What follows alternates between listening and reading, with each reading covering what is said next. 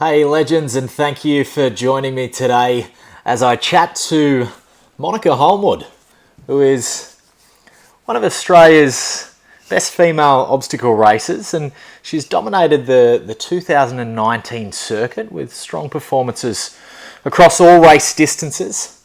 Some of the highlights include winning the Spartan National Series, which is a three-race championship. She's also won the 20-kilometre Buffalo Stampede and took out second place at the Spartan Asia Pacific APAC Championships. And my apologies for jumping on a little bit late today, guys. I had a couple of tech difficulties, and one of those tech difficulties was that I was supposed to call Monika before I went live, and I forgot to hit that ring button. So we're just going to connect with Mon now, and then I'll bring her on. Mon, how you going? We're already live. We're already live. Looking at the roof, yeah. I was supposed to call you before we went live, but that's okay. I got a little bit flustered, so we're straight online already. I already did the bit of an intro, just saying that you took out the National Series this year, the 20-kilometre Buffalo Stampede. You also took out second place at the Spartan Asia Pacific Championship, and I believe you had a race this morning. So thanks for taking the time out of your busy schedule to chat with us. And I'll just bring Mon on screen. No problems. There we go. So how'd you go this morning? Look, it was quite tough. Yeah. So I raced Tour de Ridges, which is a 21-kilometre trail run in Canberra, and it has 650 metres of vert, so it's not a massive amount, but it still had a few hills. Yeah. And I was just, I think because it started so early, I didn't have enough fuel, so I was eating gels from like 20 minutes, which is really early for me. Yeah. And then I bonked, but then the last 6 kilometres are really strong. Anyway, I came third. That's not bad. We have a lot of runners in Canberra, so yeah, cool. Yeah, it was fun. Awesome. And I actually got I did a post a couple of hours ago just saying, did anyone have any last minute questions for Mon? And Sean Lachlan, who is a takes the piss out of everyone. He said, do you wish you took the less shirt, more power option in your run this morning? So I don't know if that's an inside joke. Well, normally I don't race with a shirt. Okay. But in trail running, you have to, generally the rules are that you have to wear a shirt. You can't just wear a bra. And so I wore a singlet this morning, and then some of the females were just wearing their hydration pack over their bra, and it just felt like a disadvantage because it was quite humid, even though early in the morning. So, yeah, next time, I'm not sure, because I do get really bad chafing from my hydration pack. So I'd have to put a lot of tape on to make that work. But, yeah, it was fine. I had enough water. That was the thing. Cool. Good to hear. We've got a couple of people jumping on live. Jim Bullard, Bull's on. He's saying hello. Adrian Mannix, he's another good trail runner. And Jim's just saying, hello, Monika. Hi, Jim. Bull. I think I'm the only person who calls him Jim. So, as I said, thank you for taking the time out of your schedule and chatting to us. It's I've actually had a couple of people asking if I could talk to an elite female athlete to get the female perspective on a couple of topics, and I think I've had more questions asked for you than anyone else that I've had on. So look, you sent me an awesome email giving me a little bit of a background on your story, your entry to the event. I'd love it if you could take a little bit of time and just explain to people how you got into the sport, how you started, how it's all sort of progressed. Yeah, sure. So in 2017, that's when I did my first Spartan elite race. That was Melbourne, Lake Dewa. We don't go there anymore, but we did back then. And that was a super. I did the sprint because I was injured. It was a long time ago. But anyway, And then I also did the Adelaide Spartan race, which was a super. And really, to be honest, I wasn't very good at OCR. Like, I really struggled to take my trail running to Spartan. Yep. Despite being strong enough to do the obstacles, I just didn't have any experience. So I think I came third in that first race, and I came third in Adelaide. But a lot of the girls who I now usually beat me, which is fine, but it just shows how hard it is if you're coming from trail running. It's not like automatic success. You have to work really hard to learn the skills you need for OCR. So I think that's one thing that some people don't understand. It's not just a matter of, mainly training for trail running and then just jumping on shit for Spartan. Like, I spend most of my year just dedicated to doing things for Spartan, and those things actually affect my ability to trail run to the best of my ability too. So like, Spartan is really my sport that I'm prioritizing, and it's so from 2017 I went to Brighton after that. I finally got things together and I won the races there in the trifecta. And then I realised that I was finally having fun, so I would stick with it. But in 2017, I was mainly seeing if I liked the sport or not.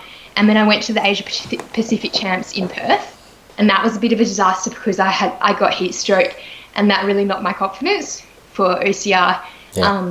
I'd never had heat stroke before. I'm not sure if you were there, but I wasn't at that Perth APAC. Sorry. But yeah, it was really hot. Anyone who was in Perth would know. But I made some really bad nutritional and water choices that led to the heat stroke. It wasn't just the temperature. So I don't think anyone else got heat stroke, but like, people were exhausted, but like had heat exhaustion at the end. Anyway, and then in 2018, I just spent most of my time. I raced 18 times. 9 of those were Spartan races, and I spent time getting my confidence back.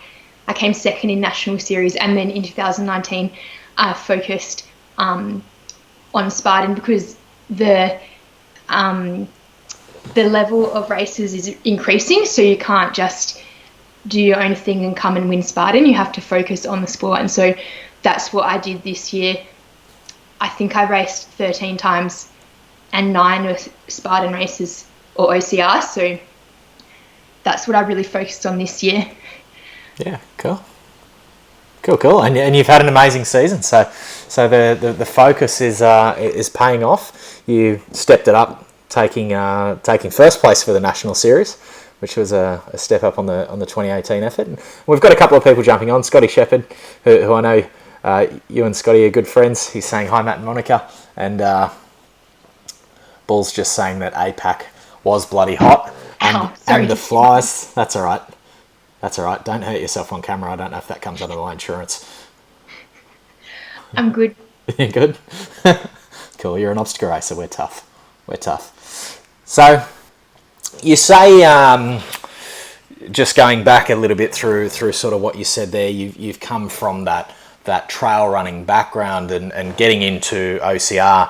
You obviously have to learn a couple of new tricks. I find, especially if I just go for a run, I can generally maintain a pretty good rhythm. But once you throw a couple of obstacles in that mix, it can send your heart rate right up, and it can be hard to get back into the rhythm, get your heart rate back down again. I know a set of burpees will wreck me for about 3Ks for me to get back on track with my pace. Is that sort of what you're talking about, or is there other challenges that you had to overcome as well? Yeah, that's exactly what I'm talking about, because there's a big difference between running a distance well and then having it interrupted by constant obstacles. So every time you get off an obstacle, you have to accelerate. You have to run with really destroyed bodies. So a lot of the obstacles, especially when I first started, were quite heavy. So the carries would destroy your legs, and then you have to run, or you have to do burpees and then you have to run.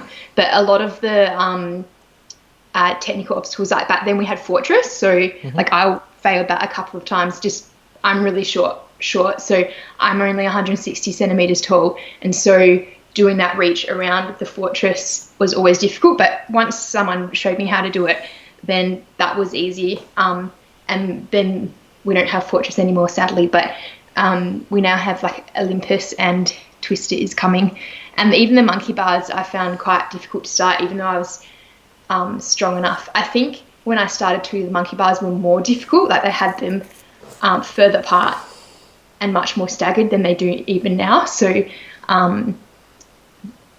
yeah, that's mainly what I'm referring to. And it was just like transferring my running from trail running to OCR, that getting used to that change in rhythm. Mm-hmm. Sorry, my legs are cramping. That's okay. You said your legs were a little bit sore. I saw you moving around. I'm like, I think your legs are cramping. There we go. That might be better. Just on the floor. I'll just fix my camera. We're good. And we've just got Ian who's jumped on. Let us know that he's live as well. So, yeah, so there is obviously that changing of running and then into a different activity. You might be a heavy carry, you might be an upper body obstacle. Also, these obstacles are technique heavy. Some of them, there's almost everything, there's an energy efficient way to do it, and if you don't know that energy efficient way, and it's gonna hurt you a little bit more. So as you've been in the sport a little bit longer, there's going to be that progression with your technique as well. Where do you do your obstacle training, Mon? In Canberra, I train at B Firm, which is Lee Campbell's obstacle training centre. He also does ninja training. So yeah, he was on Ninja Warrior a few years ago, I believe. Yeah, I don't think he made the TV. I think he didn't make the cut. But when I was in Spartan Ultimate Team Challenge, he was the one that trained our team on his obstacle course. And the obstacle course is really good, but it's more military style, so it's not Spartan specific. So there are a few obstacles that he's now building that aren't there. So there's no Twister and there's no Olympus. But it doesn't really matter. Like, I have successfully completed Olympus a lot of times now. I'm just training on other obstacles. Yeah. And there's now a really big ninja training area there. It's massive. So you can do like 1 kilometre reps or 2 kilometre reps and then train on obstacles there. Yeah, cool. But yeah, when I lived in Adelaide, I trained at Base Camp, which is a really good obstacle training facility. Yep. But yeah, I don't tend to train on obstacles that much because most of my time spent running. But yeah, about an hour a week I spend on obstacle specific training, and then 2 hours on normally I go bouldering. Cool. Like, I'll do more bouldering than practicing obstacles because it just develops the grip strength and technique that you need to tackle a variety of obstacles, not necessarily just Spartan ones. Yeah, I think but bouldering, you're moving your own body through space and at weird angles and stuff. It's pretty good. It's pretty good obstacle training. I think you were at bouldering yesterday. I think I saw on your story you said you tackled the black blob or something. I think I saw.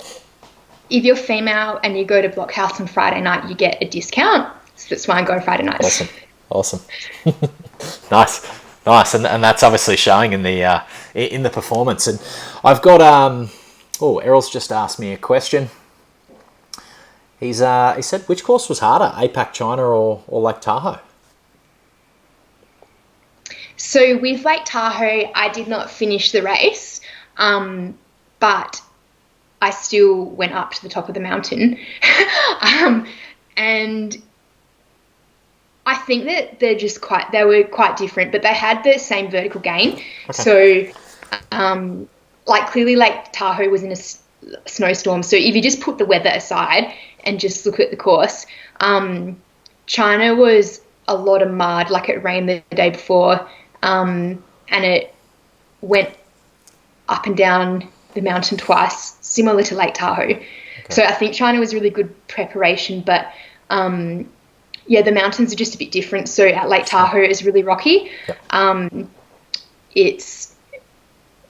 there's a lot of single trail, whereas China was more on fire trail, but still quite technical. And China was very exposed, so it was at a ski slope. Like, if you went to Thredbo here, but they don't have trees at their ski resort, so the whole thing is cleared. It's not just it's not like landscape like in Australia where we keep a few trees in between the runs. Yeah. So the whole thing was just super exposed, and the deep mud made it a bit difficult. But yeah, I would say they were about on par if the weather was the same. Yeah, awesome.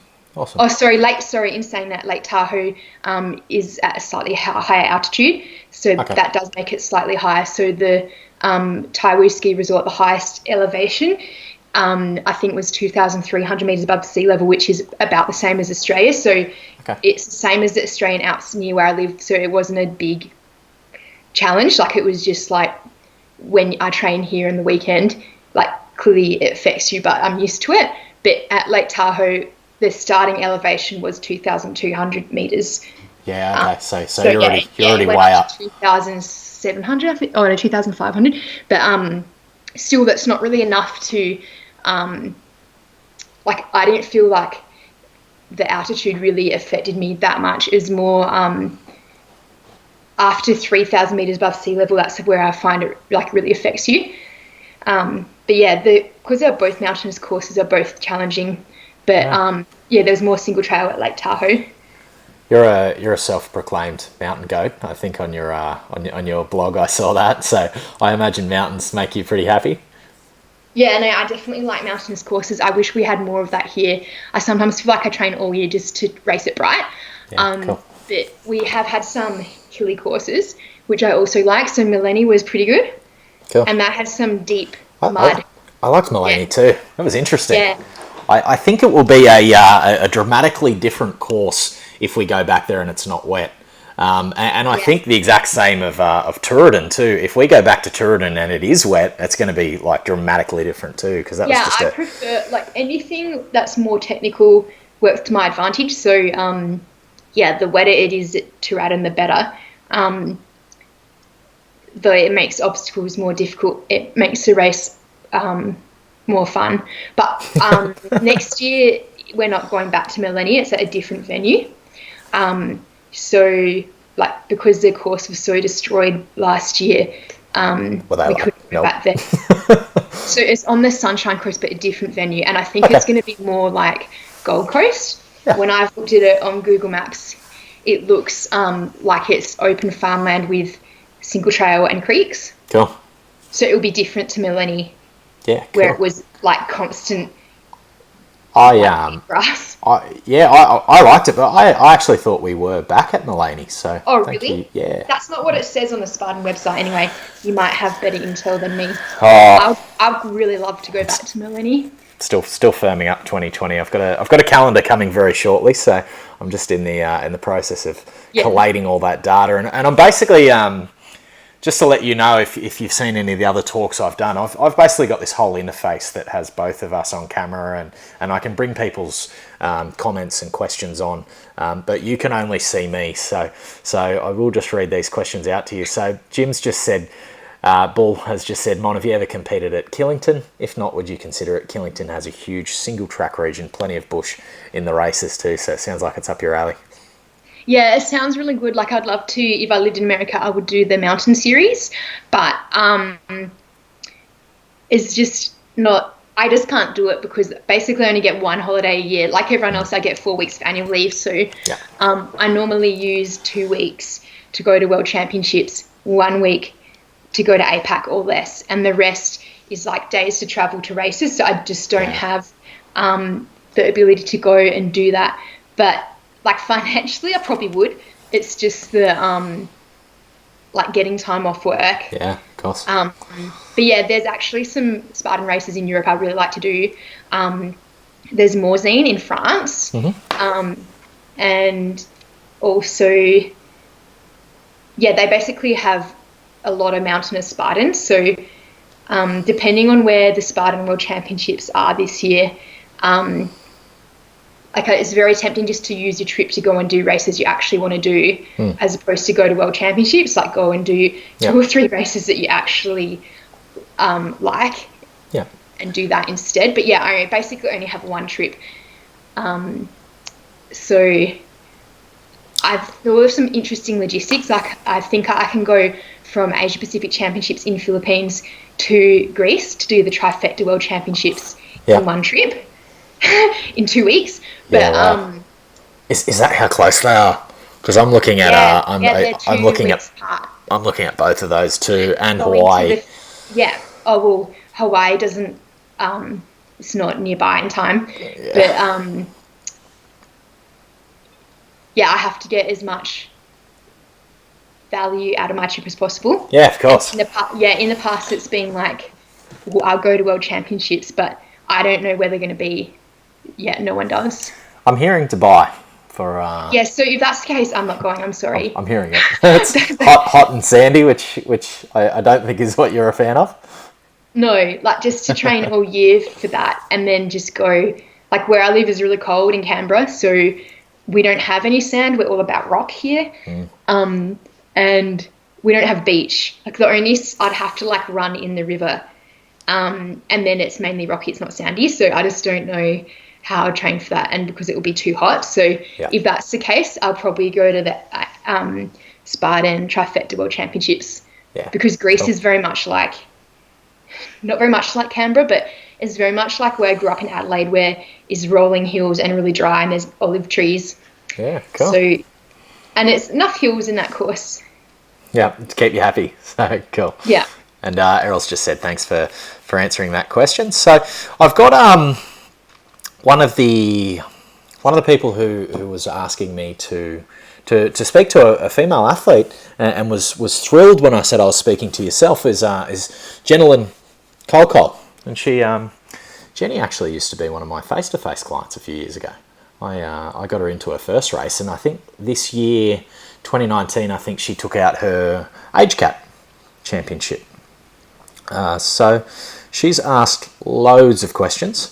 So I'm going to do my best to get through all of Jenilyn's questions, because she has more questions than I had written down, which is cool. So I'm just trying to find one that's going to be good to ask. Let's talk about what's the hardest obstacle? Well, spear throw is my highest fail rate, but also this year I failed Olympus twice. Okay. Once, like in Picton, I had an Achilles tendon injury and I couldn't like squat to go along there. Okay. So you just couldn't get your legs high up enough the wall because you didn't have the so I was basically just your ankle. Your legs down, and you know that's the worst way to do it. Yeah. And then in Millennium it was slippery, and I was like 2 off the bell when I missed it. Yeah. So going on just the evidence alone, probably Olympus. But yeah, I'm not a fan of heavy net crawls. They're just annoying. Yeah. You can't even like train for that. That's just rough. I'm often in an awkward situation where I'm not near any girls.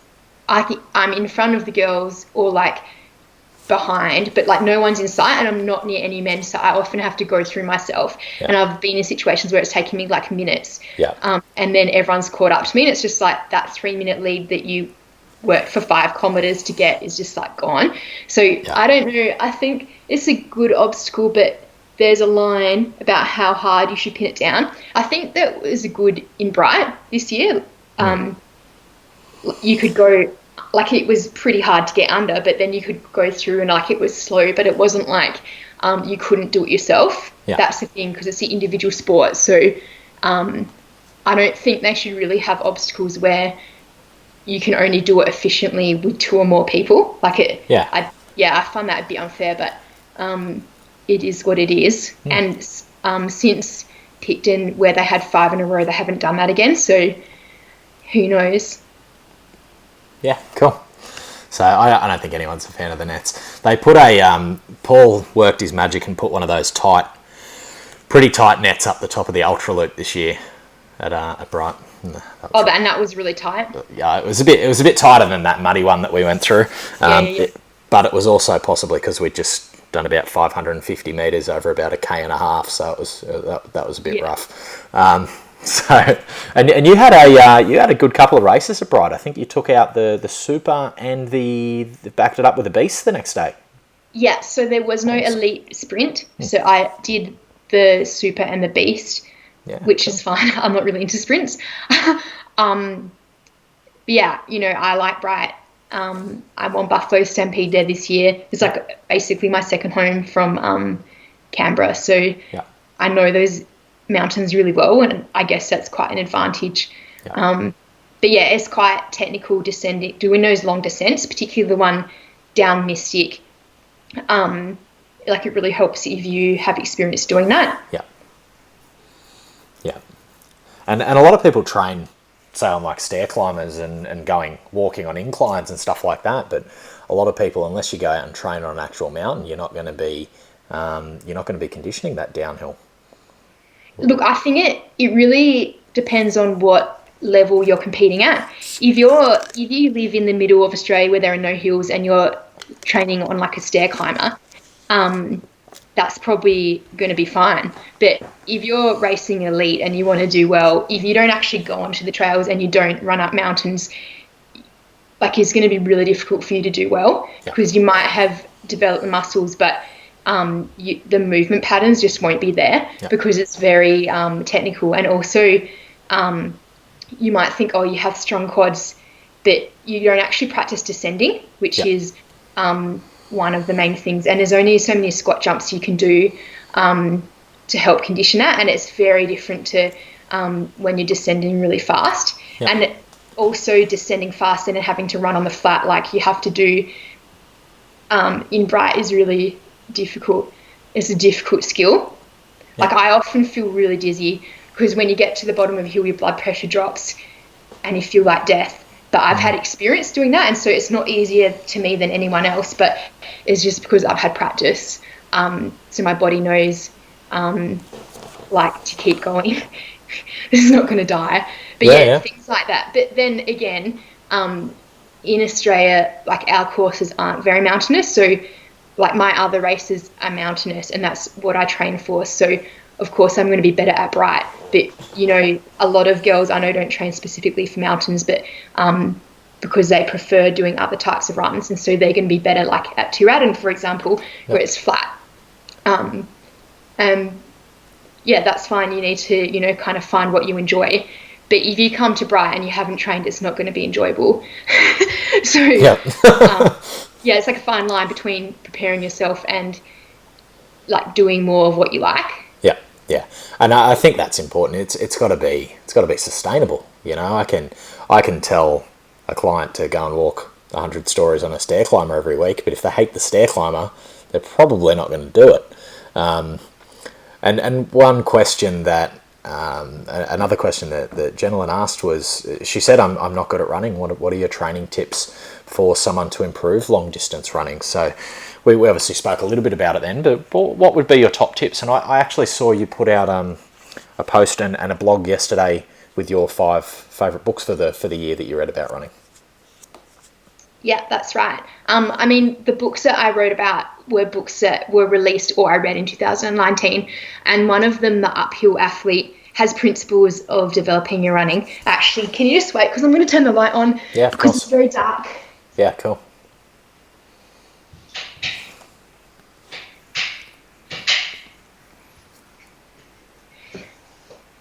Yes, so the most important thing with OCR is every event that's over 3 minutes long is aerobic, so it's not using your anaerobic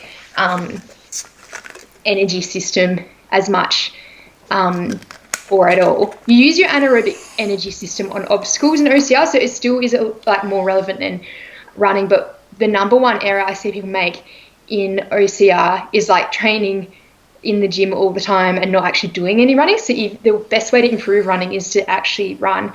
But in saying that, like at the moment I'm only running 5 days a week, but normally I'd run 6 days a week, and most of it is aerobic. So if you develop your aerobic system and you raise your lactate threshold so you can run faster using your aerobic system, it will make everything a lot easier in Spartan racing. So it's hard because I've run for so long, but I know a lot of beginners find it easy to run with other people. So if you can commit to running with a running group, like finding some free groups in your area, that's a really good way to start. And hopefully it becomes enjoyable, and then you can start doing more by yourself, because it's when you do it by yourself that you can really improve, because you can do what suits you when you need it. Whereas if you're running with others, you're normally stuck running at their pace or trying to keep up. So there are books you can read to, like, you know, that say give you programs to develop running, but the main thing is to develop your aerobic system is to gradually increase how many kilometers a week you run, or how long you spend running, like measured by hours, and gradually increase that. But in saying that, the main thing is consistency. So there's no point running 5 days and then the next week running one, or, you know, just running the 2 weeks before a Spartan race. You're better off spreading that across the year to something you can commit to, because the consistency is what, like, your body will adapt to the constant stress. And so if the stress isn't constant, you're not going to be developing your aerobic system over time. So, you know, don't go gung-ho and like run 7 days a week and then have 4 weeks off. It's the same principles as any kind of training. Consistency is better than being extreme. Yep. And the same with like running on hills. Don't try and replicate what someone else is doing. You need to start gradually and add once your body can adapt, because you use such different muscles, and you're more likely to get a tendon injury because your muscles recover faster than the small tendons in your like ankles, knees and feet. So yep. Yeah, they're all important considerations too. Yep. So run your own race, progressively overload, let your body adapt. Listen to your body if you're picking up little injuries. I know that people who use performance enhancing drugs, steroids, the tendon injuries and ligaments are a big problem, because your muscles grow so much faster than what your connective tissue can adapt. So you do need to be wary of that. And you did say that the good books that you read, The Uphill Runner, that's all at your blog, and I think you did a Facebook post. What's the address of your blog? Give us a little plug if people want to go and check it out. Yeah, MonikaHolmwoodAthlete.com. Cool. And I've read a couple of your race reports and stuff. You're a good writer. You're entertaining. So if you're interested in seeing how Mon's gone at events, she usually does a little write up, and you can see which events you're going to be at, and that's cool. It's cool. So another question from Jen. Jen's asked a lot of questions, which is good. How often do you train per week? And you have said, obviously, you do 5 days training. You've also said a little bit of obstacle training. So I think we've nearly answered the question. But the question was, how often do you train? What do you normally focus on? Running upper body weights, etc. Yeah. So in terms of frequency, most days have at least one session. Some days have two. Cool. I'm in off season at the moment. So like December's off season. So for example, last week I would have spent 5 hours running, but the week before 7, and the week before that 7 hours, and that equates to about 75 kilometers with maybe like 1,800 meters of vert in those weeks. Cool. But yeah, so that would be like the minimum that I do for running. So running is the priority. That's the most hours I spend. Normally spend 3 hours doing strength training, and then 2 to 3 hours doing obstacle training, but that includes bouldering. And cool. Then cross training. So that would be 2 to 3 hours a week. Normally it's swimming, which I'm not a fan of, but it is what it is. Why do you swim if you're not a fan of it? Is there an end goal for that? So because I've been injured, my coach has put some sessions into the pool. So one thing with OCR is when you're running, your body's prioritizing putting blood into your legs, and when you get to an obstacle, it has to cover the whole body, and that can cause shock, and it's something that you have to adapt to, and it's key in OCR performance. And so what we'll do is we'll do that in the pool. And so I do 200-meter sprint and then get out of the pool and do burpees, or get out of the pool and do thrusters with a sandbag, and then get back into the pool and do another 200 meters. So it's just like doing OCR intervals but in a pool. But then there's also general recovery. So when you swim, your body is horizontal, and apparently that makes it easier for your body to pump blood and recover. So like all the nutrients and whatever can get to your body to help it recover. So we also do it for recovery.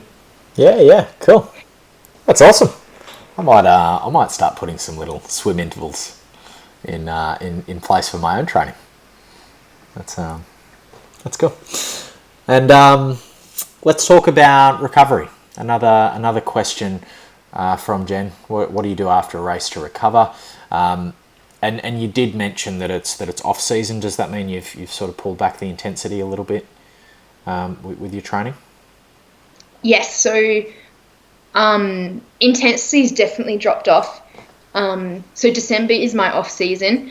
What I do to recover after a race. So today, after my race, I did a cool down, but my legs were really destroyed, so I could only run kilometer, and it was a shuffle. And then I had a muesli bar, and then when I got home, I did 30 minutes of stretching and foam rolling, and I would do more tomorrow. But yeah, the main things are mobilize as soon as you can. After a race, don't wait the next day or the day after. So stretch out, you mean? Yeah, it really depends how old you are. If you're in your early 20s, you probably don't need to do anything. But after that prime part of your life, you do have to recover. Yeah. And it depends on what you've got coming up next. Like if you've got a race next weekend, you really need to prioritize getting food in so your muscles can recover. So today is not a big deal. I don't have anything coming up, so I just had a muesli bar. But generally you should also have protein, especially after OCR. You have a lot of muscle damage. But yeah, carbs are more important than the protein, but protein is the next level. So I always at least have something carby, but I usually have pizzas. Yeah. In the race festival. Yeah, swimming helps. I find swimming helps me recover a little bit. But a lot of people in OCR, they kind of swim casually, don't actually swim laps. In that case, you can go into the leisure lane, and you could always do some aqua jogging, or you can do high knees and stretches in the water, because just being in the water can help. Yep. So yeah, don't ride off the pool just because you don't swim. Yep. I almost sometimes wish I didn't swim so I could do those kinds of things. I still could, but I still have to do the swimming first. Yeah. And to expand on that question, well, to tell you the rest of Jelen's question, do you take any supplements post-race to recover? Magnesium, obviously eating the carbs and the protein, but is there anything extra that you take on top of that to assist your recovery? And I'll tell you the rest of it as well. When should a person get back to training? Sorry. Wait, what was the last bit? The last one was, when should a person get back to training after a race? The day after, or take a few days off? Yep. So with supplements, I have a dietitian, Harriet Walker, and I only she's a registered sports dietitian. Cool. So and I have iron deficiency, so I take iron tablets, and I have magnesium tablets, and sometimes I use protein powder. But most of the time, I only have to eat 129 grams of protein a day. It's pretty easy to do without protein. I really like yogurt, so I don't tend to use protein supplements, but I do like chocolate peanut butter, true protein.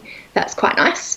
But yeah, so I'm not big on supplements unless someone tells me that I need to do it for my health. I wouldn't, because I just think it's if you're eating enough vegetables and that kind of thing, it's just a waste of money, really, unless you think you can benefit from it. So yeah, I'm just on the iron train. But yeah, I have a iron deficiency in that, I'm only just in the acceptable iron zone if I take my tablet every single day, which doesn't normally happen. So yeah, my general view with supplements is most of them, unless a professional has advised you to have them, I would generally avoid. Yep. And then when should you get back to training? Just when you feel like it. But if you have a coach in a program like I do, I normally do what's on the program. Plus, depending on how I feel, I could go back to training earlier. But I find that Spartan beasts and mountain running, anything with over 1,000 meters of vert, I need to have a complete rest day the next day. So I wouldn't train. But for example, I'm going to train tomorrow. But You did say it was only 600 metres of vert though, so that's still within your rule. Yeah. So I found that through like trial and error that like I definitely need at least one rest day or at least injury if I just go back to training. And when I say go back to training, running is the main thing that I worry about, because that's where I can generally get the injuries that come from overuse. So like if your Achilles tendon isn't happy from doing a lot of vert and then you just go back to running, that's not going to go away. It needs to be fixed before you go back. So yeah, running in particular. Do you do active recovery? So say if you have done a big race and you've had 1,000 metres of vert, would you just get out and get the blood flowing a little bit?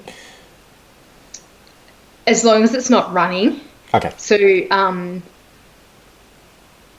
yeah, sometimes I go to yoga and I swim in the water, and I do lots of stretching. Cool. And sometimes go to this class called Body Balance, but I like Body Balance. Yeah, no, it's actually quite good. When I say yoga, I mean Body Balance, but yes, sometimes I do actually go to yoga. Yeah. They all really help, I find. Yeah. And walking. Yeah.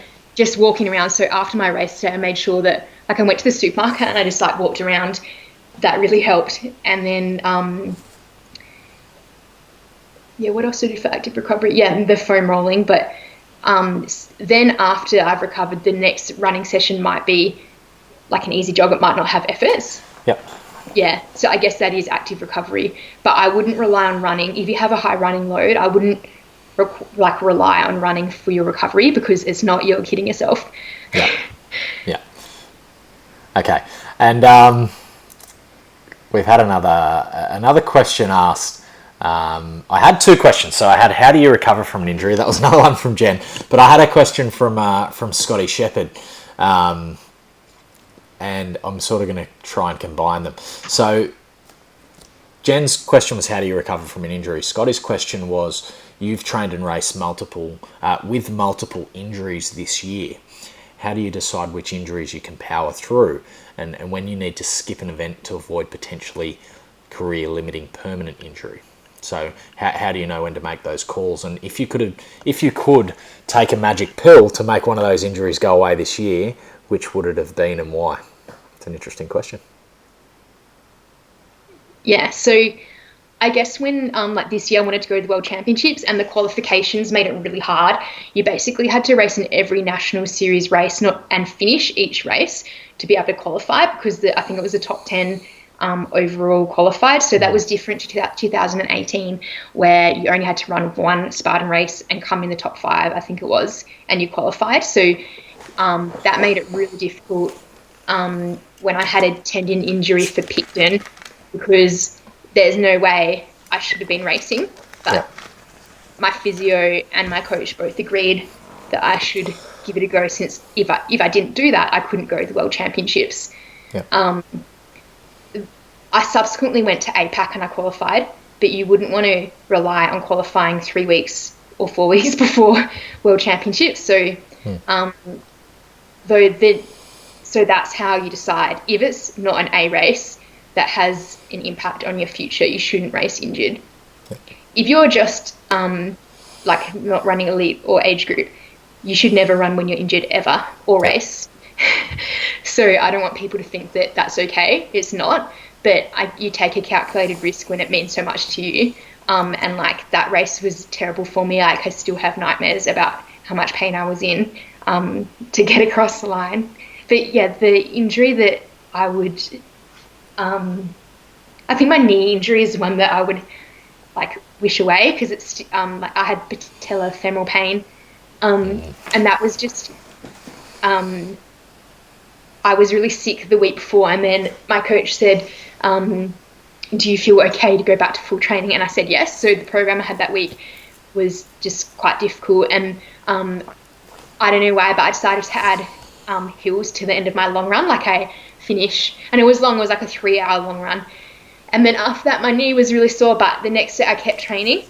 And then all of a sudden, like I had patellofemoral pain, and that takes like 6 weeks to go away when it's that inflamed.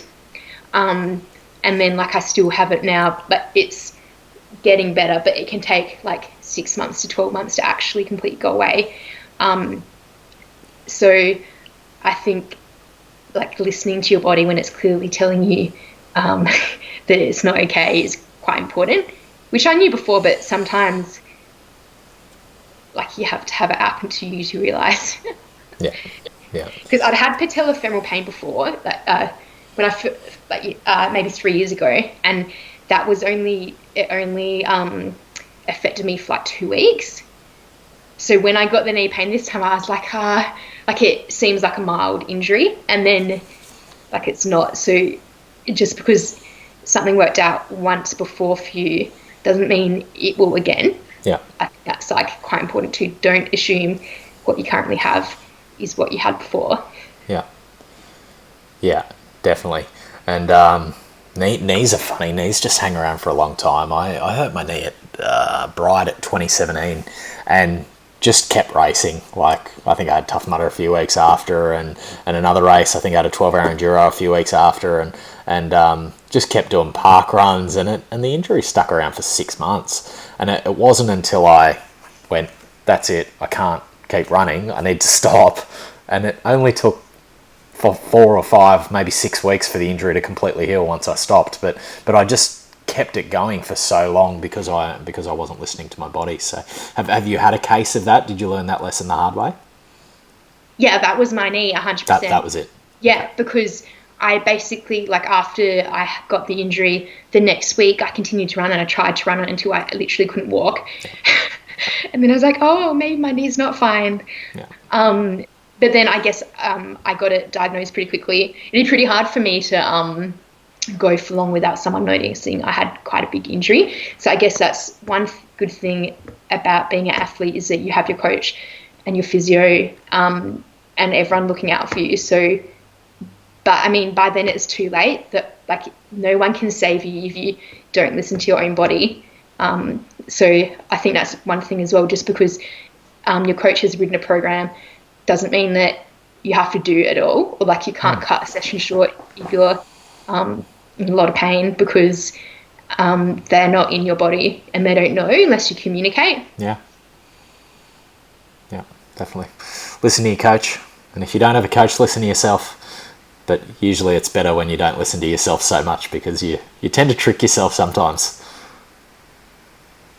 Yeah, I think one thing, can I just say, with OCI is that you really do need to, like, cut through the hype, because people will convince you or, like, make you feel weak because you're not running with injury, or, like, you've gone to a race and you've said, oh, like, I'm not really sure, I'm injured.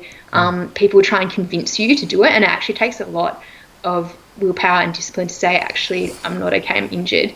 Like, I'm sorry, guys. Or maybe you could do a party lap instead of race. But like, I guess that's one warning for people into OCR, because the whole, like, premise of OCR is, like, we're all tough, no matter what happens.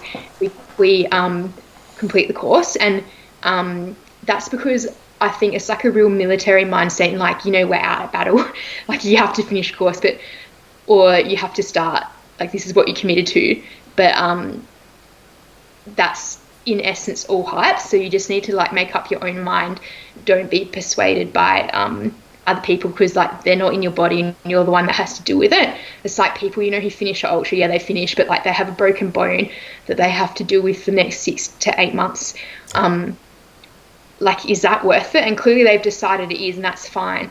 But I just hope that people don't make those decisions, like, under pressure, because it really does affect the rest of your life, some of these injuries. Yeah, definitely. It's true. Like, don't mean to be downer. Like, it's awesome that, like, you only get one body. But it's really easy to get caught up in that and not do what's best for you. Yeah. And especially if you're, you know, if you're doing this as a career athlete, you know, how long do you want to do it for?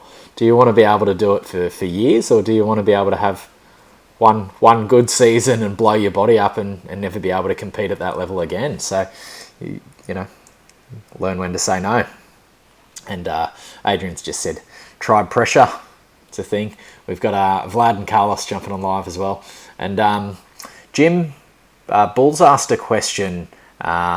It's been sitting there for a little while, but we were sort of chatting back and forth. He said, what about future ultra endurance events? So I think he might be talking about what have you got coming up. But I think we'll get into that a little bit at the end. but I just wanted to recognise that message that he's asked. There was another really interesting question from Scotty. He asked a couple. He said, were there any exciting moments that changed the outcome of a race that stand out for you? So a particular moment when overtaking or increasing a well-established lead. What's your standout race moment? Let's just say for 2019.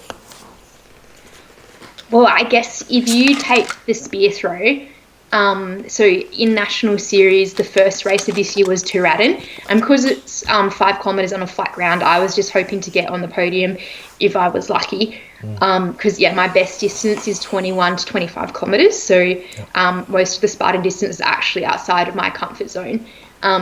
Anyway, I was leading, and then Gemma overtook me right at the end, and she missed her spear throw and I got mine, but that's just absolute luck. But that was such a game changer because then I won, and that set me up for the rest of the series.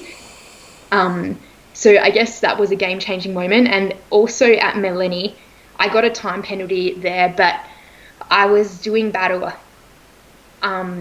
with, I think, this girl from the Czech Republic or one of the European countries. I'm not sure because we didn't really get to talk, but I think she was on exchange to in Sydney, and so, but then she flew up to Queensland to race.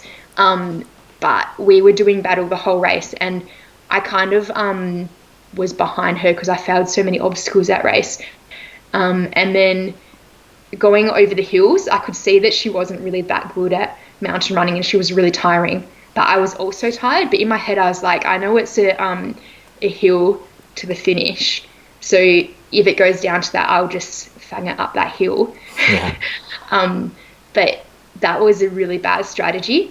In OCR, it's not like trail running where things go to plan. If you have an opportunity, you need to overtake at that very moment because, in my opinion, because you just don't know what's going to happen in the future.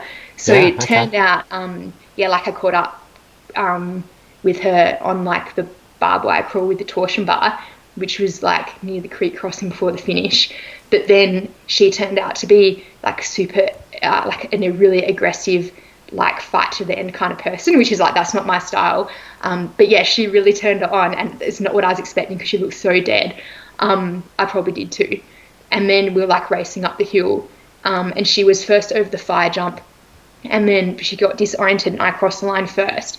But that's just where I'm still learning strategy. OCI is really different to trail running because people are I find them less predictable in OCR. People have some crazy personalities, and it's true.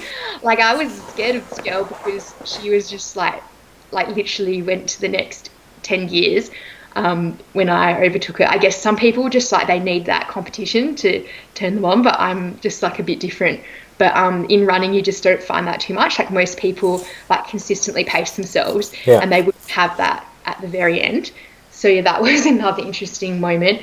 But yeah, National Series races are always quite interesting because at every race there's always someone who you haven't seen before, which I quite like, compared to the normal races where it's mainly the same elite races that come across. Yeah, cool. I'll see if I can find who that was. I'll see if I can. Yeah, it was at Melanie. So she would have placed second. Yeah. Okay, cool. And Maddie Probes is jumping on live. Chris Lawler and Melissa Moorfoot all letting us know they're watching. Yeah, cool. So some cool race moments. There was another question. I'm going to get straight into it as well from Scotty. He did ask a couple. It's an interesting question as well. Is there something that happened during a race this season that you wish you'd done differently? So anything that bothered you for weeks after the race, which you found hard to let go or forgive yourself for? Do you get in your head if you make an error or something? Are you hard on yourself? Well, there are a couple. At Picton, you know how I was talking about the 5 net crawl? Do you remember that? At Picton, was that this year? Yeah, Picton Beast Yep. National Series this year. There was 5 net crawls in a row. Yeah, Do you remember that? I definitely did it, but I can't remember the net crawls. But Okay, well, you clearly just smashed that obstacle. But because I had my tendon injury, I was like behind most of the girls, and then gradually I was able to just like run through my aerobic capacity through the field, and yeah, I think I was coming second or third by the end of the technical single trail section because I managed to overtake Gemma on the hill, yeah, and tough. then like we got to the net crawl, and like I got there first. I was probably not very far in front, maybe 30 seconds, but like literally 4 or 5 girls arrived because I was struggling to even get under the net, and then they all overtook me, and I'm pretty sure I yelled. I was just like at frustration at them, but nothing like terrible. I don't think anyone ever remembers. But Yeah, I think one important thing is to always be a good sport, because that's like much more important than like what you come in a race.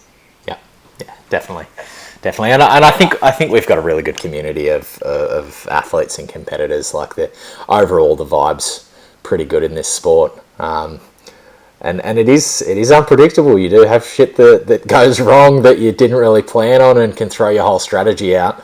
Yeah, that's right. That's what you signed up for. But Yeah, I think one thing is that I generally see trail running and mountain running as fair, because like you just run the course, fastest wins, but that's not always the case in OCR. And like I find that frustrating. And so if I'm already frustrated, I'm like, this is so unfair. But it isn't. I guess if you practiced enough, like I was just frustrated with my injury because I couldn't crouch down properly. I think I was a problem. Couldn't get under the net because of my Achilles. Like I couldn't crouch down, basically. And then, yeah, the other girls arrived and I just yelled. But I only yelled once and I apologised afterwards. And Gemma couldn't even remember, I don't think, yeah, me yeah. yelling at her. You're definitely not the only one to yell in frustration. I've yelled at a few spear throws, and I think I've spoken to Lockie Danzy a couple of weeks ago. He said the same thing. You'd be winning a race and you spray a spear, and it's just luck. Like there's unless you're practicing throwing a broomstick in your backyard for an hour every day, it's going to be one of those obstacles that sometimes isn't going to go to plan. So it's an emotional sport when you're performing at that high level. Sometimes Yeah, but I think that's like the challenge is to remain calm and not get upset by those things, because it really does affect your performance. Like I can think of times where I've got pissed off with spear throw and then my whole race was just negative from that point. But yep. Like now I view it as a burpee obstacle. So if I get this spear throw, that's amazing. Like my spear throw success rate this year is like 55%. Yeah, cool. I practice spear as well. So that's not a very high percentage. So yeah, that's just going to be how it is in the future. I don't think I'm going to improve that much. Yeah. I made a spear throw tutorial the other day and started throwing it in my backyard, but then I put a big hole in my fence, so I haven't practiced again. So that's what happens when you make an actually sharpened spear. But all good. Errol's just said throw it backwards and hope for the best. Have you seen his spear throw trick shots? Well, like not everyone can be Errol. I'm sorry, but Sorry, I'd Errol. probably spear myself in the head. Yeah, I saw his Black Panther one at Errol is Melbourne. highly impressive. He is. You're very impressive, Errol. Corey reckons he swore at the Melbourne Sprint missing the spear throw as well. He's another gun athlete. Yeah, but the thing is, don't yell like it could be misinterpreted like you're yelling at someone. I think that's what I did wrong, and I actually yelled at the girl. Like I was like, "You guys are going through always a group," which is permitted, but like still frustrating. It's not like that's illegal. Yeah, not like they're doing anything wrong. Yeah, just like so frustrated. Yeah. No, I don't think you should be too hard on yourself for that. But you're right about once you do get in your head, once you do get negative, it's going to dramatically affect your performance. Have you read? You obviously read a fair bit. Have you read a book by the name of How Bad Do You Want It by a guy called Matt Fitzgerald? No, but I've read his other books. He's a triathlete. Yep. Like, I've read his book Racing Weight. Mm-hmm. Like, it's okay, but Yep. I don't really rate it that much. Mm-hmm. Like I think the science is accurate, but I don't like his method. But yeah, what is this book a bit better? It's amazing. I haven't read Racing Weight. I've read one or two of his others that were quite good, but I've read one or two of his that weren't good, especially the ones that he co-authored. Oh yeah, maybe he did co-author.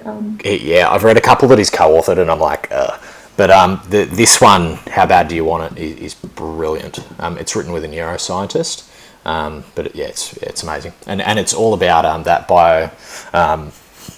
that psychological model.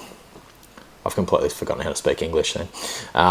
But basically, you've got this physical layer of how you feel, and then you have this emotional layer of how you feel about how you feel. And if you feel good about how you feel, you're going to do better. And that's where you were talking before about knowing when you're absolutely sending it down the hill at Bright, and you know that you're going to get that blood pressure drop, and you know you're going to feel pretty average, but because you've been through it and you know what to expect, it doesn't affect you that poorly. You know what I mean? Yeah, because it still does. Yeah. I think one thing with that is like having the memory for your body, like your body knows it's been through it before, and you didn't die. Because I find one thing, like one reason that you become upset in racing is because your primitive part of your brain takes over because you're in danger, and it like tells you to stop, and like it tells you you're in a lot of pain, and it tells you you're frustrated. But then your like professor brain, like the thinking part of your brain, has to dominate, and that's where the challenge is, because the chimp part of your brain communicates so quickly, and sends messages so quickly, and the thinking logical part of your brain is a lot slower. And so that's why even if you want to make rash decisions, always delay like a minute or two and give your professor brain time to figure itself out. Like I always find if I want to pull out of a race, and I do pull out, it's always because I pull out of anything, it's always because the primitive part of my brain has won, even though I'm not actually in danger. Like it convinces you that you need to stop or you need to pull out when you don't. Yep. So I think, that's what you're saying too, is like you're saying that if your chimp brain and professor brain agree with each other, like that's amazing, because and I think that's what you're saying is like you can convince your like your chimp brain to like behave. Yeah, basically you can pull it in line a little bit, or you can at least I guess it's more talking about how you feel about it. So this is why music makes you perform so much better, even though it shouldn't affect the way your body exercises, but it will make you run better. So it's really, really interesting. I'd really highly recommend it. The other thing is... I'm just turning on the light. All good.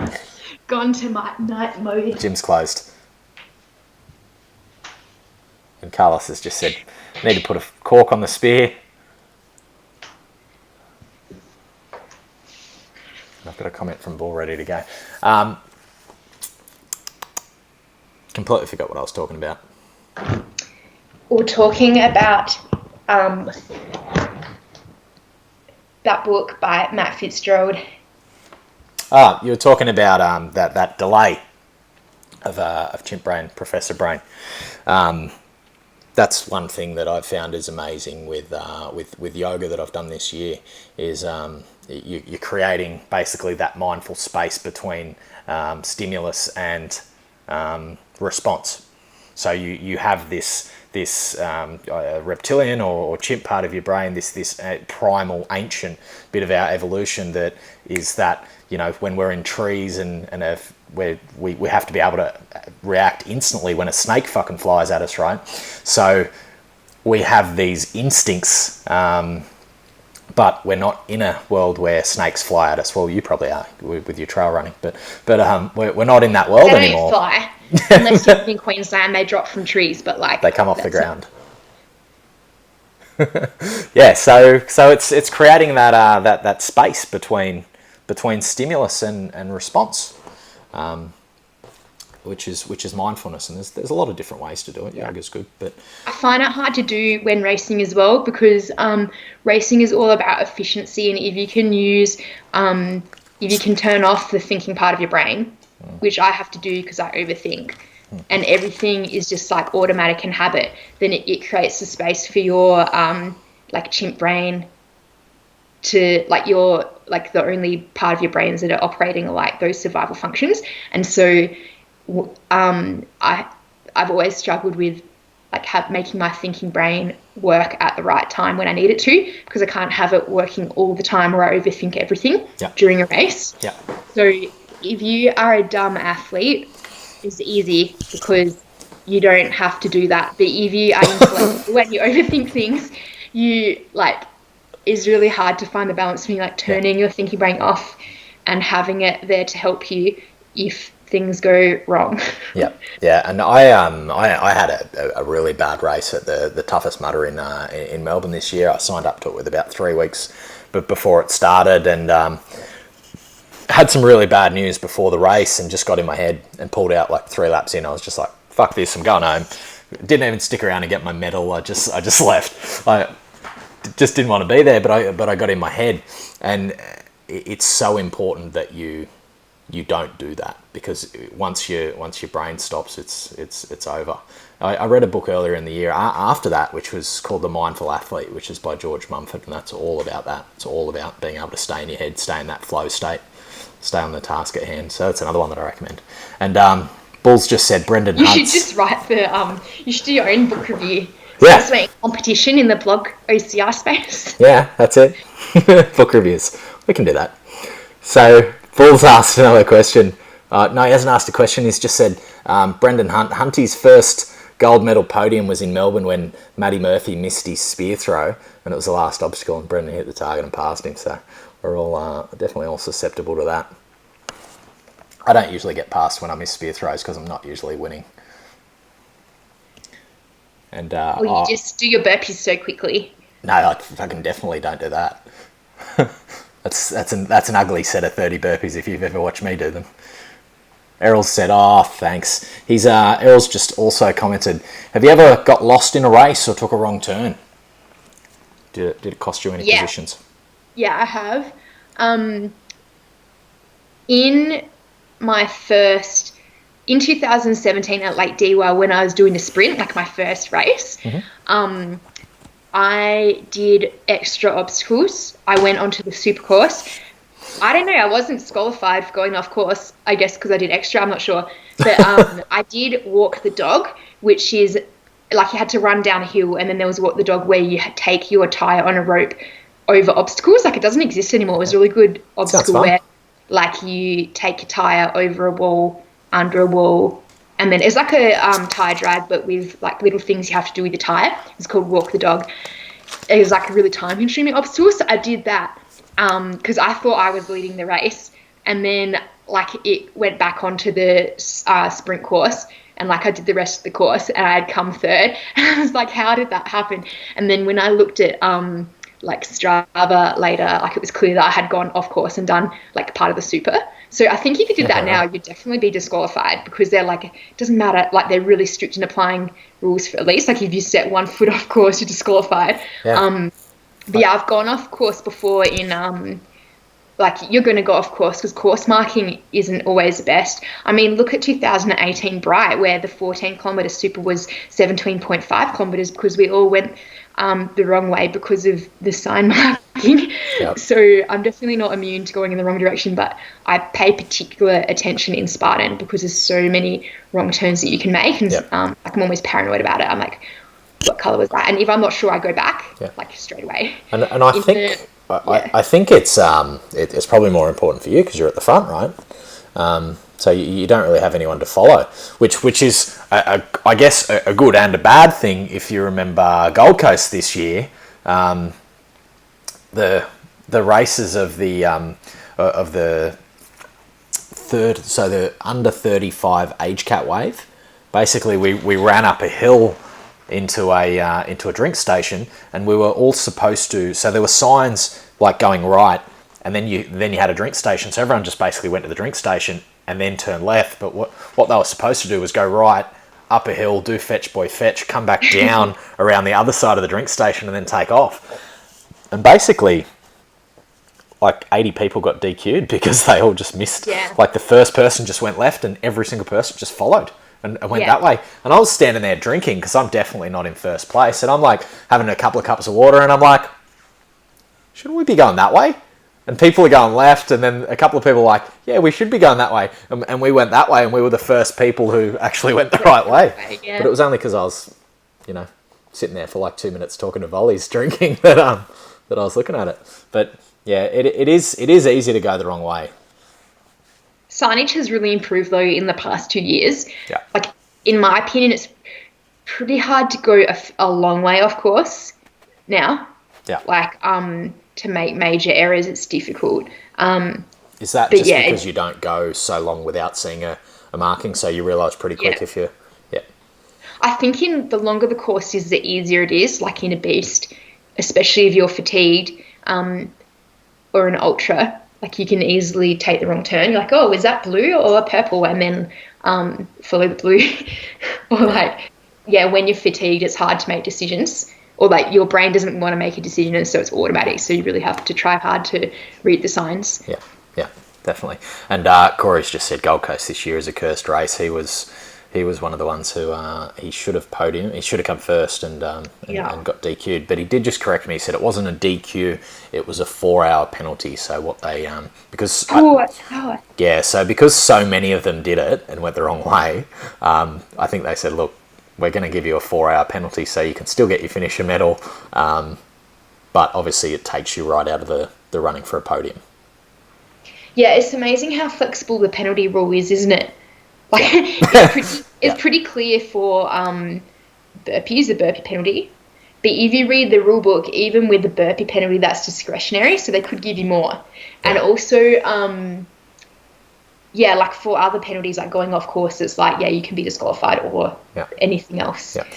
They can basically do what they want. And then I believe almost any rule can be overturned by the head race official as well. So there was a case at a race this year, and I won't say where because I don't want to single out who it was, but basically there was a torsion bar carry, overhead carry, and we were coming into the obstacle, and there were guys who were just had it on their shoulders.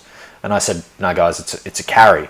And the volunteer said, no, mate, it's my rules. You can do what you want. You just got to take it down there and back. And I'm like, I don't fucking think so. Yeah, I've seen volunteers like that before. I'm like, who briefed you? Yeah. So anyway, I've done it like that, and I've got back, and I said to, I actually think I brought it up with Bull, who was the head marshal at the time, and he said, yeah, look, that shouldn't have happened. But if a volunteer gives people instructions on a course, that's now the new rule. That's what the rule is now. Yeah, and I always follow what they say. Like when, especially for the carries, whether they're like for the farmers carry in recent races has been women 1, but then randomly it will go back to women 2 or like women 3. Yeah. So you always have to just go on what they say. So and like you just like, thanks.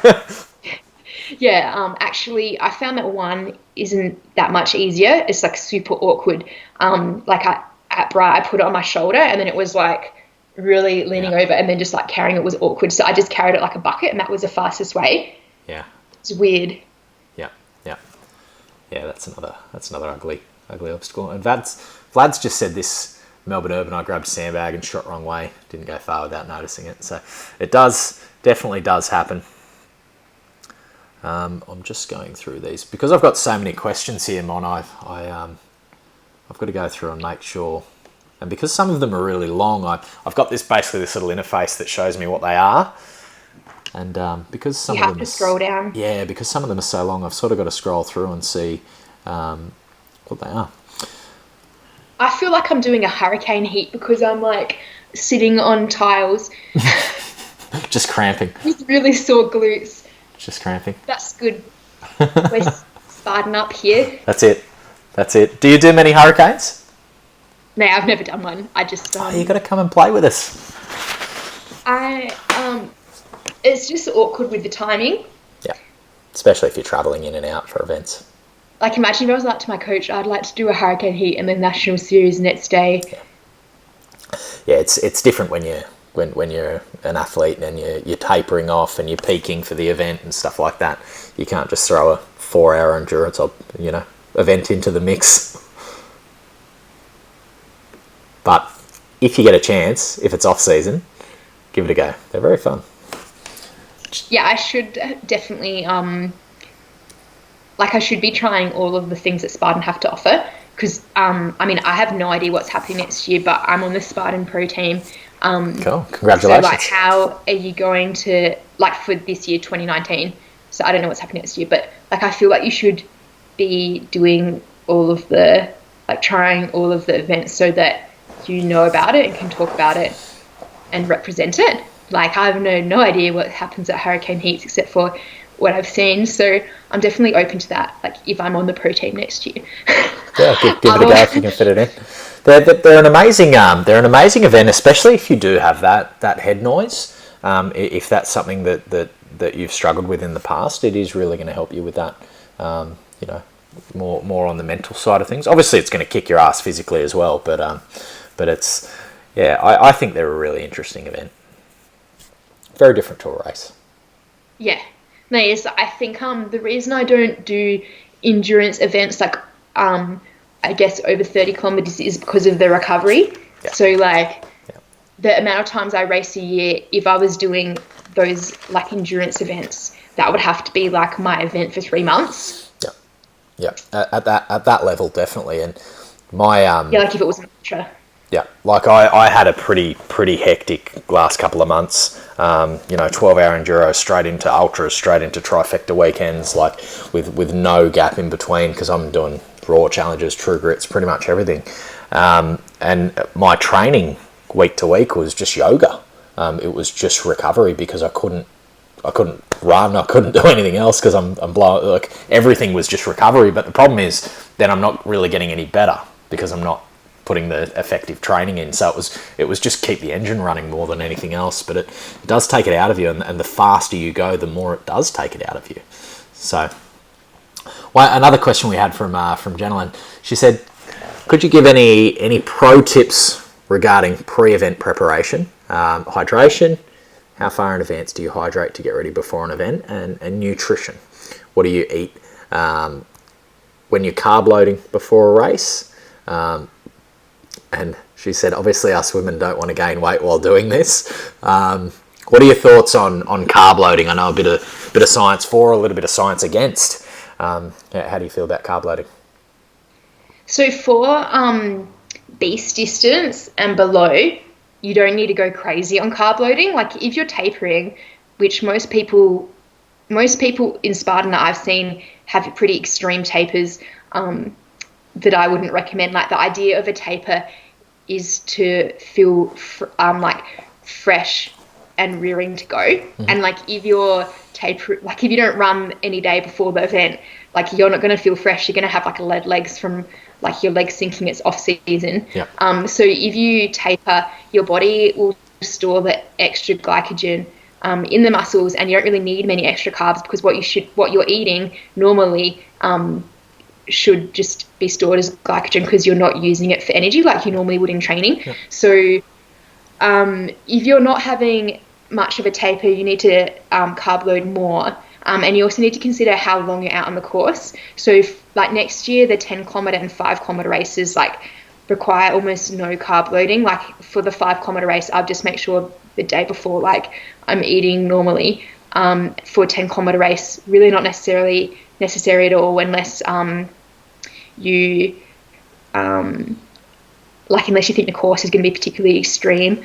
And beast, you can carb load a little bit, but if you're you don't want to do anything you don't normally do, so if you suddenly eat a lot of carbs that you're not used to, that's just not going to work. But I think one thing that I do is I eat a lot of carbs all the time, and my body is used to that and it stores the glycogen, because the more endurance training you do, the more glycogen you store. Yep. So if you're running like 7 to 10 hours a week like I am, you have a lot of glycogen stored, and you don't you don't really need to eat 10 donuts the day before. But yeah, I have a sports dietitian, Harriet Walker, and she writes my carb loading program. But it's not massive. It's honestly like it's the same amount of calories that I normally eat the day before, but the protein will just be carbs. So I don't eat much protein the day before. So you're not actually, and this is an important thing to note for people who think of this carb loading as you can just go and eat a huge bowl of pasta and you're going to run faster the next day. The way I understand carb loading for it to be effective is you're not actually changing your caloric intake, you're just changing your macro split.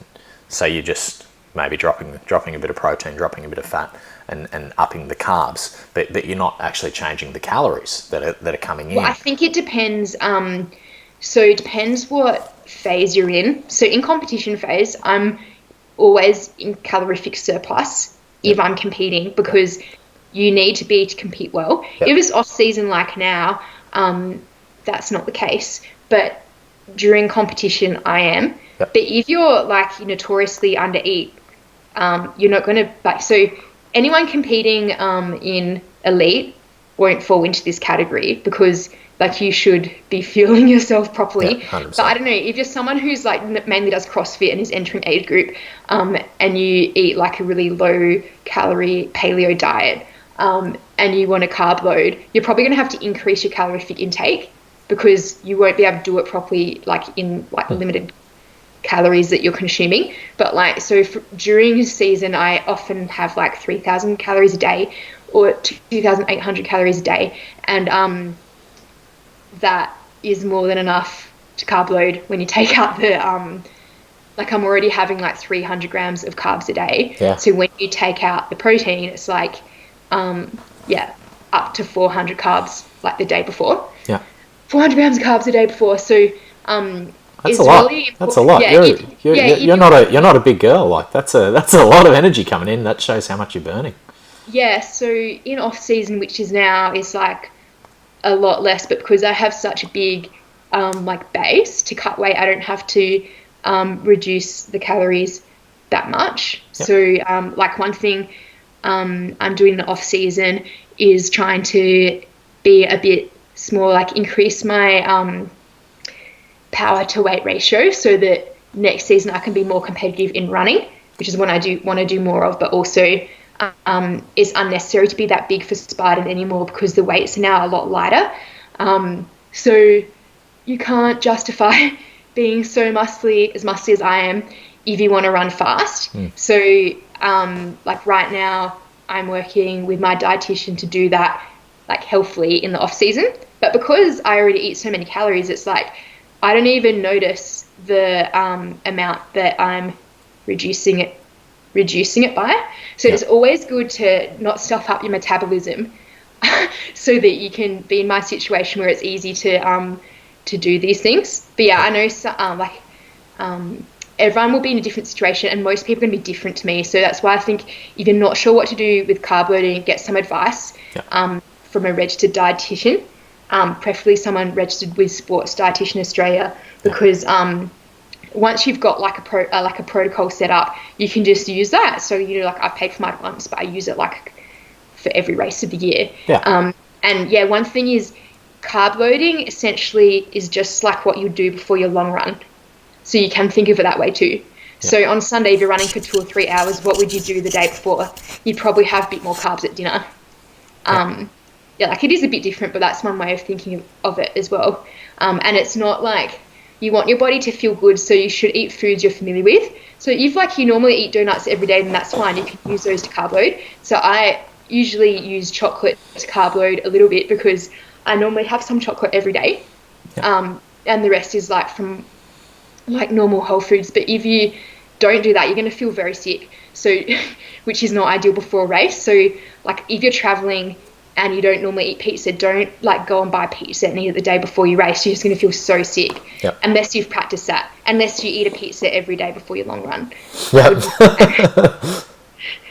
That'd be nice. Probably wouldn't run very fast. No, cool. So you're just eating mostly whole foods is what I took away from that, and a little bit of chocolate. For carb loading? No, just generally, yeah. Just generally, what are you eating? What about less chocolate nowadays in off season? Yeah. How? What about hydration? Is there anything special you do with your hydration? I drink a lot of water all the time, so I'm definitely not one to change my drinking habits before a race. I've always just drunk a lot of water, but people have different water needs, so I think water is one of those things that is quite highly personal, and you shouldn't necessarily just like consume heaps of water just because you've heard it's good. Yeah. You need to practice, like do what you would do the day before a long run. And try that out. And you should also know how much water you need to drink during the race, which I think is almost more important. Though in Spartan, because water access is often difficult or you might miss a drink station, it's good to make sure you're hydrated before, especially when you wake up in the morning, because apparently you can lose up to a litre of water overnight if it's hot. Just through your breath. Yeah, when you're eating breakfast, the general protocol is drink lots of water until an hour before the event, and you can sip up to half an hour before the event, and then you shouldn't really be it can upset your stomach if you drink, like you shouldn't be sculling water right before you go, especially in summer. But yeah, during, like, I know exactly how much water I need in a race. So like today I knew I would drink 800 to 900 mils of water in my race because of like the hills and the distance of the event. So if you're bringing your own water on the course, you don't want to be carrying extra. So take note of what you're drinking during your long runs, and you should take that much. Yep. And you can always fill it up if you need, but it's always good to know. And if I'm taking my own water, I put Tailwind in the water because you might as well be getting some carbs out of it. But that doesn't work for everyone. I normally put half strength Tailwind. It's like to make it tastier, to encourage drinking. And then I like gel was my main energy source. Okay.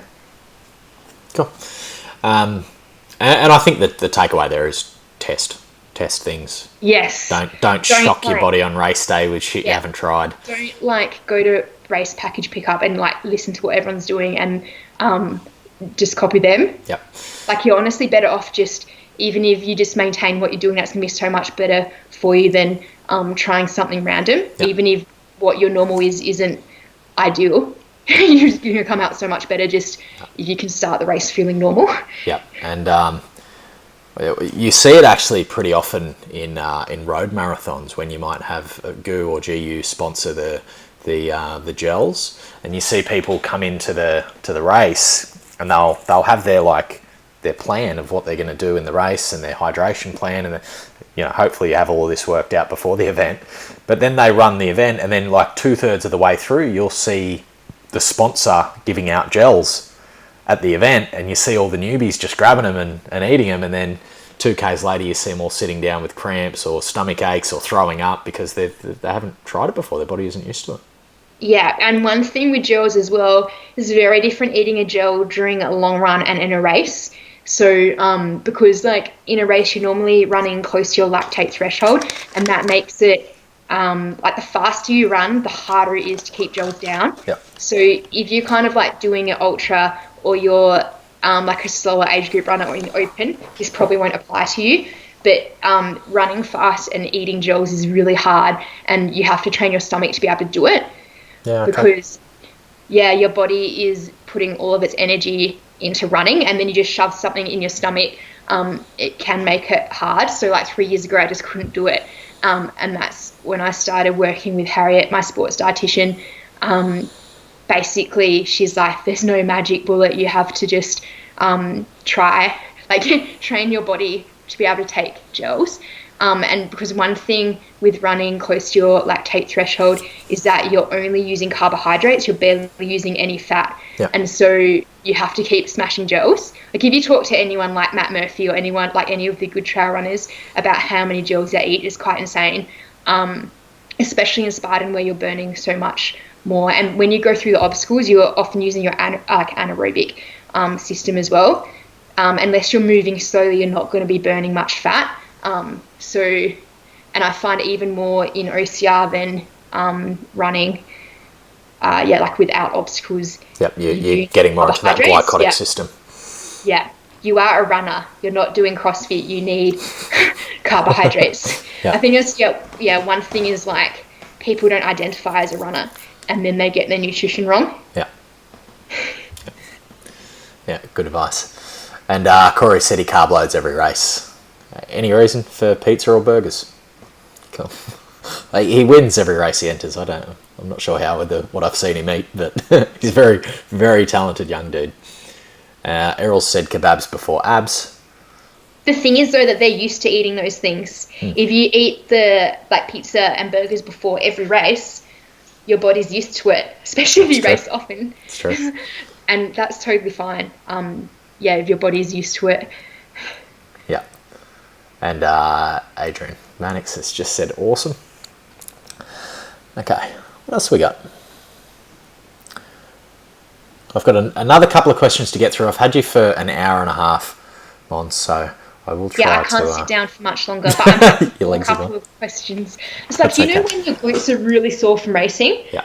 And, I did stretch before coming here, but, I'm sitting on tiles. Yeah, I did glutes today too. My bum's sore as well.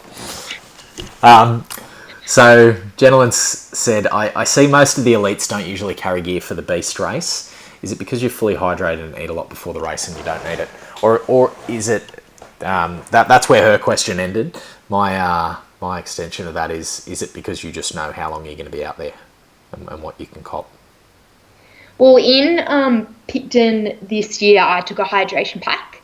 And then after my experience with my pack getting snagged more than normal, I decided next time I wouldn't. So at the Asia Pacific Champs, so China is a bit different to Australia. They have a lot of volunteers, or I don't know, maybe they pay them, but every kilometre they had these drink stations with cups, and they had 2 or 3 people just shoving cups at you, and then they had bins 100 metres away, so you literally took the cup and kept running.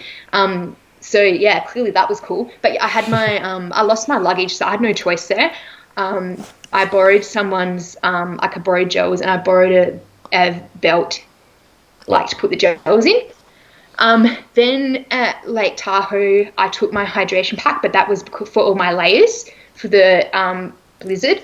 Yeah. And then, I didn't take enough layers, PS. But I had a hydration pack for that reason. And then in Bright, I was trialing a new system where I had a belt with my gels in it, and I took a 250ml soft flask, which I put in my belt because I know from history that water, you can't rely on Spartan having water stations, even when they say they're going to be heaps. I tend to miss them, or I'm not sure what happens, but so it was a bit dubious because on mountains you need water. Yeah. So, well, I do anyway. Some people don't need much water, so that's fine. But in a mountain race like Bright, I'd normally drink a litre. So I stopped and filled up that flask for the last. So there were some water stations with cups, but then I just wasn't getting enough and I was really dehydrated. So at the second ascent of Mystic, there was a water station. I stopped, I filled up. I had a massive drink, and then I filled up my soft flask, and then I drank that on the way up, and then I refilled it at the top, and I stuck it in my bra for the descent, and I had sips from it. And so I'm going to do that in the future. I will start with the empty soft flask. But a lot of people just rely on the water, it seems, and we're fine. So I guess... Yeah, and I started really hydrated. I made sure the day before I was hydrated. But one thing, if you bring your hydration pack, is you can have electrolytes and carbohydrate mix in it. Which means less gels you've got to try and get down. Yeah, so I think I had 3 gels for the beast. But so it's not that many to carry around. But I think... the reason we do that is because it's so much easier on the obstacles. Your hydration vest can get snagged often. like I always bring a hydration vest if I'm racing trail. Like today I took a litre of water, but I think in the future I'm just going to take gels and my flask. Yeah, cool. Last couple of questions. What's the toughest race you've ever raced so far? Well, the most painful was Picton when I was injured this year with the beast, but that's because I was in so much pain. And then for the Asia Pacific Champs, that was quite a tough course. In Taiwu in China on this ski resort.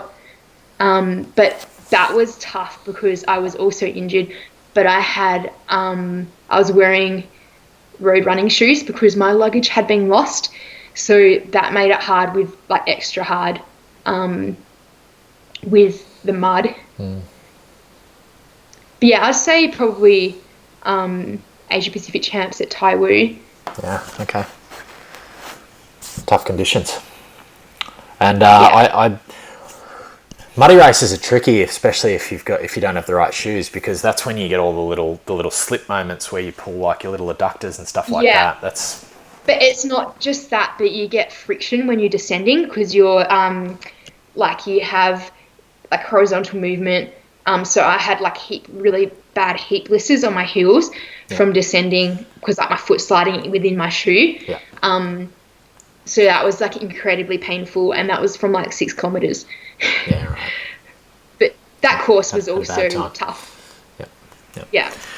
2 pieces of advice if somebody is looking to be the best they can be in this sport. Maybe try and compete against yourself. What are 2 pieces of advice that you would give somebody? And say a female. I've got a lot of females that were interested to hear me talk to you. What are 2 pieces of advice that you would give a female to race? Well, I guess the first thing is not to be intimidated. Like, you deserve to be in the elite wave just like anyone else. Like next year, you'll be even more validated because you will have to apply to get in. And I think that's actually a good thing because I think a lot of females, they're not sure if they should be elite or like feel like an imposter if they enter elite wave for the first time. And it's particularly difficult in Australia because we have co-ed start with all the men. And like that's just normal for me. I've always hung out with guys, and so I don't see that as like an intimidating thing. But I think a lot of females find that intimidating, and they find it intimidating to sign up. So next year when you can actually apply and you'll be validated by Spartan, you'll be like, hey, you've made it to this level and you can race. So I hope that actually helps more females who want to race elite.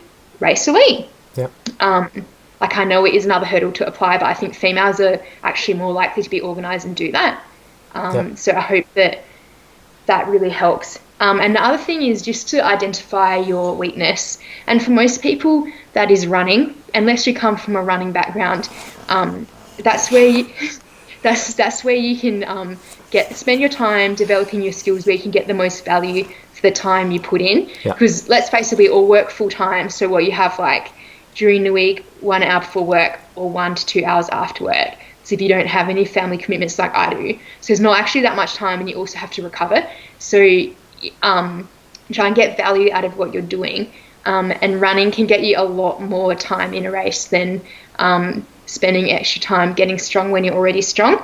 So that's what I used to do before like I had a coach is I would still spend time running, but not enough time because I liked to hang out in the gym. So I think one thing with improving is you're going to have to do things that you're uncomfortable with. And it's all got very dramatic. Dark again. And that's often difficult and uncomfortable. But if you do want to improve, that's something that you have to do. And usually training your weaknesses is where you're going to pick up the fastest results too. So if you're somebody who hates leg days and you start doing leg days, you're going to get some big results. So awesome. And last question before I leave you in the dark there, unless you want to get that light, it's up to you. What's your... You can?